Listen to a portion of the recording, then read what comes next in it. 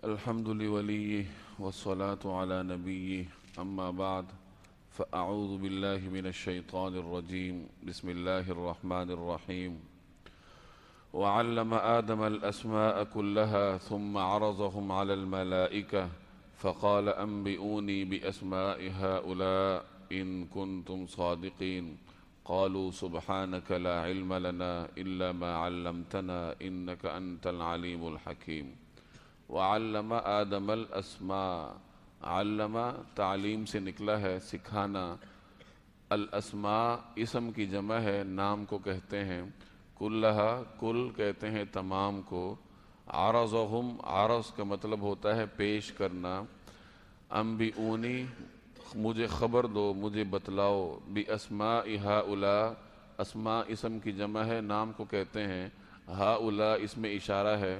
جب کسی چیز کی طرف اشارہ کرنا ہو اور وہ جمع ہو تو ہؤلاء کے ذریعے اشارہ کرتے ہیں۔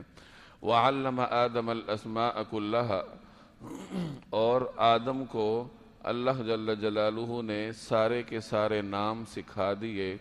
ثم عرضہم علی الملائکۃ، پھر ان کو فرشتوں کے سامنے پیش کیا، فقال اور ان سے کہا،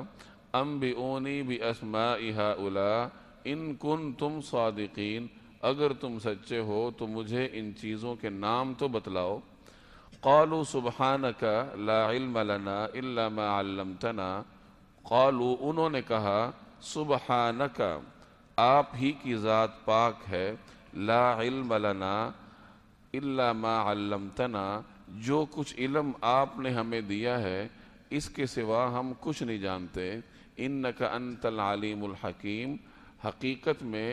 علم اور حکمت کے مالک تو آپ ہی ہیں۔ قال یا آدم انبئہم باسمائہم،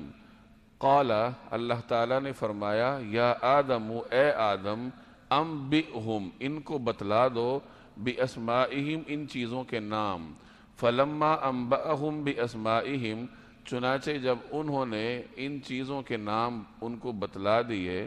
قال تو اللہ نے فرمایا، الم اقل لکم کیا میں نے آپ سے نہیں کہا تھا، انی اعلم غیب السماوات والارض کہ میں زمین و آسمان کے بھید یعنی غیب کو جانتا ہوں، وَأَعْلَمُ اور میں وہ بھی جانتا ہوں، ما تبدون جو تم ظاہر کرتے ہو، وما کنتم تکتمون اور جو تم چھپاتے ہو۔ تبدون کا مطلب ہوتا ہے ظاہر کرنا اور تکتمون چھپانا۔ وَإِذْ قُلْنَا لِلْمَلَائِكَةِ اور جب ہم نے فرشتوں سے کہا، اسجدوا لآدم کہ آدم کو سجدہ کرو، فسجدوا تو سب نے سجدہ کیا، الا ابلیس سوائے ابلیس کے، ابا اس نے انکار کیا، واستکبر اور متکبرانہ رویہ اختیار کیا، وکان من الکافرین اور کافروں میں شامل ہو گیا۔ ان آیات میں اللہ جل جلالہ نے حضرت آدم علیہ السلام کی تخلیق کا واقعہ بیان فرمایا ہے۔ کل کچھ مختصر بات گزری تھی کہ اللہ تبارک و تعالی نے جب حضرت آدم علیہ السلام کو پیدا کرنے کا ارادہ فرمایا تو پہلے فرشتوں کی مجلس میں حضرت آدم علیہ السلام کی تخلیق کے اس ارادے کو زیر بحث لایا، اور فرشتوں کو اس بات سے بھی آگاہ کیا گیا کہ یہ انسان اس دنیا میں کیا کرے گا، کس قسم کے کام کرے گا، یہ کچھ نیکی کا کام کرے گا لیکن ساتھ فساد بھی کرے گا، خون ریزیاں بھی ہوں گی۔ اس پر فرشتوں نے اللہ تبارک و تعالیٰ کے حضور یہ درخواست پیش کی کہ جب ہم آپ کی تسبیح اور تقدیس بیان کرتے ہیں تو پھر گویا کہ ہم ہی آپ کی خلافت کے لیے کافی ہیں، ہم آپ کی نیابت کریں گے، آپ ایک نئی مخلوق کیوں پیدا کرتے ہیں؟ جب فرشتوں نے اللہ جل جلالہ کے حضور یہ درخواست پیش کی تو پہلے تو اللہ تبارک و تعالی نے ان سے کہہ دیا کہ جو کچھ میں جانتا ہوں وہ تم نہیں جانتے، اور اس کے بعد حضرت آدم علیہ السلام کی فوقیت جتلانے کے لیے اور فرشتوں کو یہ باور کروانے کے لیے کہ یہ انسان تم سے افضل ہے، یہ باور کروانے کے لیے ایک امتحان کا انعقاد کیا گیا، اور امتحان یہ لیا گیا کہ زمین کی جتنے چیزوں کے نام ہیں اور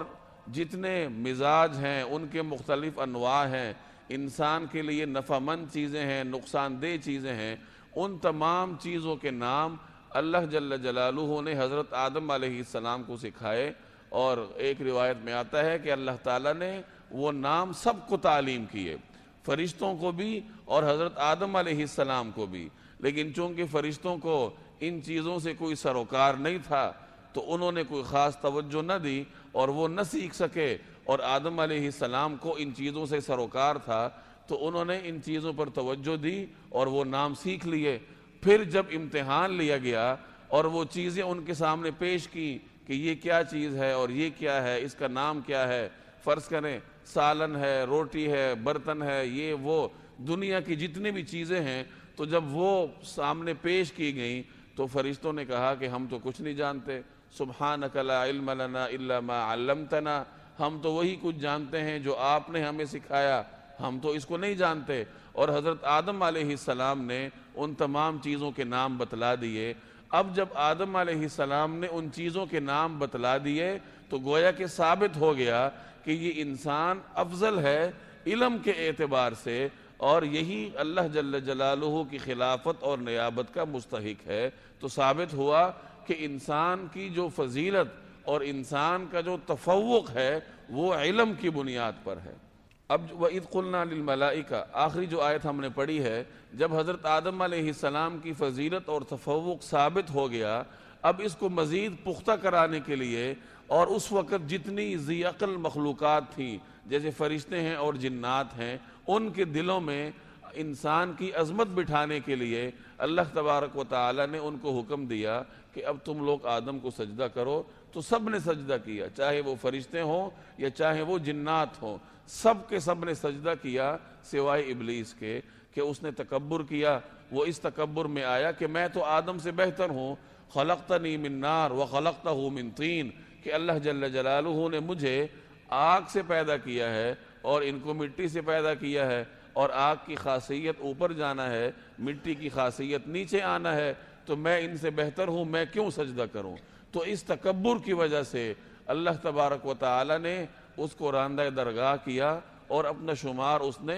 نافرمانوں میں کروایا، جبکہ فرشتوں نے اللہ تبارک و تعالی کے حکم پر لبیک کہا اور آدم علیہ السلام کو سجدہ کیا۔ یہاں یہ بات یاد رہے کہ پچھلی امتوں میں یا گزشتہ شریعتوں میں سجدہ تعظیمی جائز تھا، جیسے حضرت یعقوب علیہ السلام اور ان کے بیٹوں نے حضرت یوسف علیہ السلام کو سجدہ کیا۔ گزشتہ امتوں میں کچھ ایسے احکامات تھے جو ان کے ہاں جائز تھے، اس امت میں ان کو منسوخ کر دیا گیا۔ انہی میں سے سجدہ تعظیمی بھی ہے اور انہی احکامات میں سے تصویر بنانا بھی ہے۔ گزشتہ امتوں میں تصویر کی گنجائش تھی، جیسے حضرت سلیمان علیہ السلام کے بارے میں قرآن کریم میں موجود ہے کہ ان کے لیے تمثال تماثیل بنایا کرتے تھے جنات، یعنی وہ ان سے تصویریں بنوایا کرتے تھے۔ تو گزشتہ امتوں میں کچھ چیزوں کی گنجائش تھی، اس امت میں اللہ تبارک و تعالی نے ان کو منسوخ کر دیا، اور انہی چیزوں میں سے سجدہ تعظیمی بھی ہے۔ باقی مضامین انشاءاللہ پھر